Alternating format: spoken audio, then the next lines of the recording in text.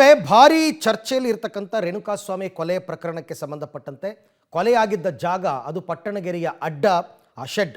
ದಿನಕ್ಕೊಂದು ಸ್ಫೋಟಕ ಮಾಹಿತಿ ಈ ಶೆಡ್ಗೆ ಸಂಬಂಧಪಟ್ಟಂತೆ ಹೊರಗಡೆ ಬರ್ತಾ ಇದೆ.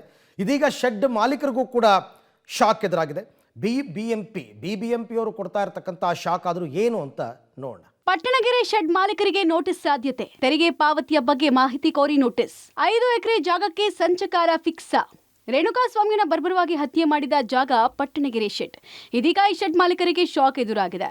ಆರ್ಆರ್ ನಗರದ ವಲಯದ ಬಿಬಿಎಂಪಿ ಅಧಿಕಾರಿಗಳು ಶೆಡ್ ಮಾಲೀಕರಿಗೆ ನೋಟಿಸ್ ಕೊಡೋದಕ್ಕೆ ಸಜ್ಜಾಗಿದ್ದಾರೆ. ಈ ಜಾಗಕ್ಕೆ ತೆರಿಗೆ ಪಾವತಿ ಆಗಿದೆಯಾ ಇಲ್ವಾ ಅಂತ ಪರಿಶೀಲನೆಗೆ ಮುಂದಾಗಿದ್ದಾರೆ.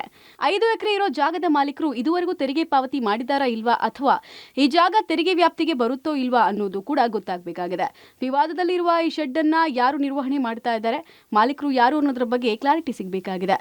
ಈ ವಾರದಲ್ಲಿ ತೆರಿಗೆ ಪಾವತಿ ಮಾಹಿತಿ ಬಿಬಿಎಂಪಿ ನೋಟಿಸ್ ಕೊಡಲಿದೆ. ಒಂದು ವೇಳೆ ಬಿಬಿಎಂಪಿ ವ್ಯಾಪ್ತಿಗೆ ಈ ಜಾಗ ಬರೋ ತರ ಇದ್ರೆ ಮುಲಾಜಿಲ್ಲದೆ ಟ್ಯಾಕ್ಸ್ ವಸೂಲಿ ಮಾಡ್ತೇವೆ, ಪಾವತಿ ಮಾಡದೇ ಇದ್ರೆ ಕಾನೂನು ಕ್ರಮ ವಹಿಸ್ತೇವೆ ಅಂತಿದ್ದಾರೆ.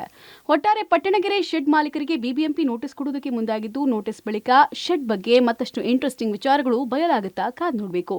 Lokesh Kudugadala, public TV, Bengaluru.